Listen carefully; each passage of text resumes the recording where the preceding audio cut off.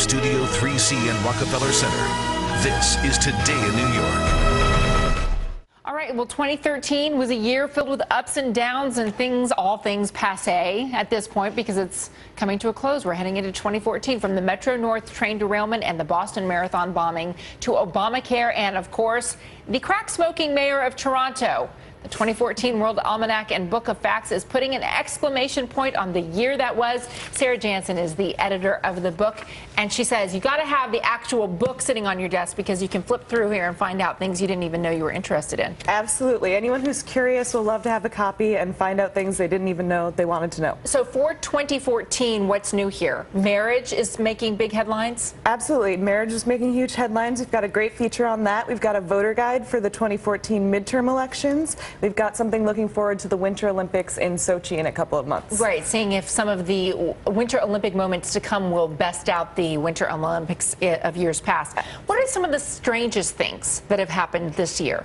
Well, we like to put together the offbeat news stories every year. One of my favorites this year was a train station in Massachusetts had a ton of bikes being stolen, and to combat the thefts, they actually created 2 life-size cardboard cutouts of police officers. Did it work? It totally worked. Reduced thefts by 67%. Scarecrows work on people, too. Now everybody's going to be placing cardboard cutouts in their living rooms while they're away from home.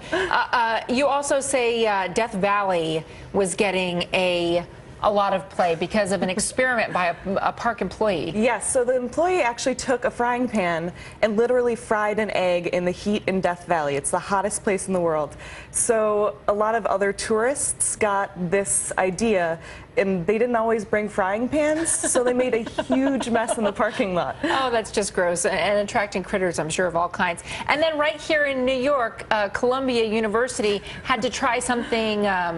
Well, I guess apparently they're putting something so popular in the dining halls, it's costing them a lot of money. It's exactly right. They're losing up to $1,000 a week because they put Nutella, the chocolate hazelnut spread, in the dining hall. So many people were stealing it. They were stealing up to 100 pounds a day, costing them thousands of dollars a week. Because there's nothing that says I'm home from the bars at 3 or 4 in the morning than the jar of Nutella that you've stolen from the dining hall.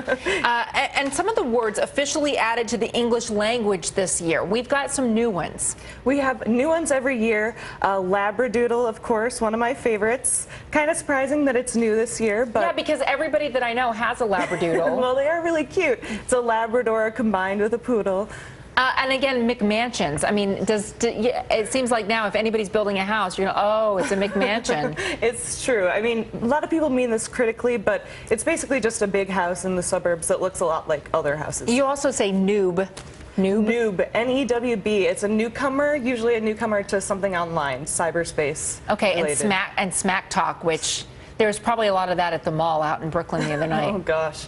Yeah, of course, this is just talk that's sort of taunting competitors, and also sort of a surprising addition because we thought it was already in there. All right, and I was saying that one of the things that I found in here, just in the advice you had about flipping through, was all the notable hip-hop, rap, and pop artists you need to know.